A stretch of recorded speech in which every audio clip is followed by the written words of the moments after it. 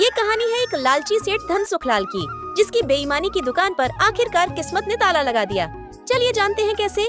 ये क्या सेठ जी, मेरे सामान के हुए 3 चांदी के सिक्के और मैंने आपको दिया एक स्वर्ण का सिक्का, पर आपने मुझे 2 चांदी के सिक्के ही दिए।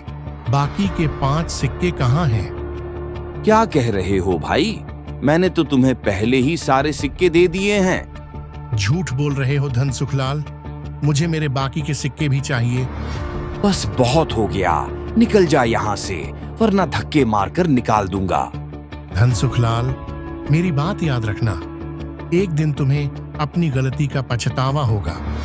ग्राहक की बातें सच साबित होने वाली थीं, पर तब नहीं, कुछ देर बाद।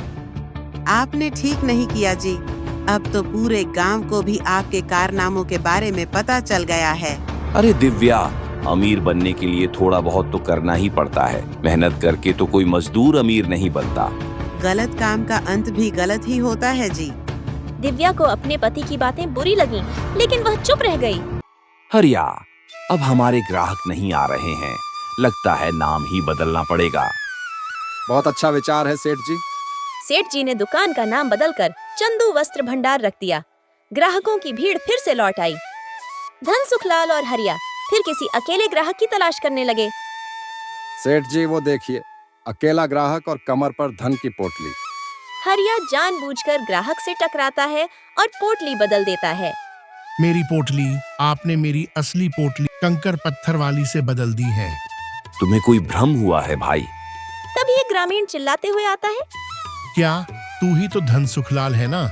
नाम बदलने से कुछ नहीं होता, बदलना है तो अपने कर्म बदलो। अब धन सुखलाल को अपनी तीसरी शादी की सालगिरह याद आती है और तभी एक बच्चा आता है। भैया, ये हार असली है या नकली? ये तो नकली है बेटा, ले एक चांदी का सिक्का ले जा।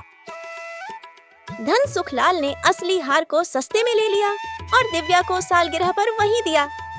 ये हार महारानी का है, चोरी हुआ था। अब हमें तुम्हारे पति से मिलवाओ। धन सुखलाल को पकड़कर महल लाया जाता है।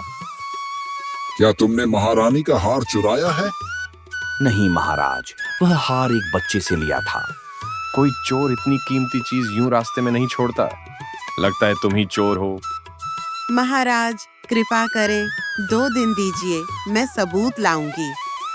ठीक है, 2 दिन में सबूत लाओ, वरना इसके दोनों हाथ कटवा दिए जाएंगे। अब दिव्या ने पति को बचाने का संकल्प लिया। भाई छोटू ने क्या प्लान बनाया? सेठ को फंसा दिया, उसका लालच ही उसकी हार बन गई। दिव्या सुनकर चौंक जाती है, लेकिन सबूत नहीं होता।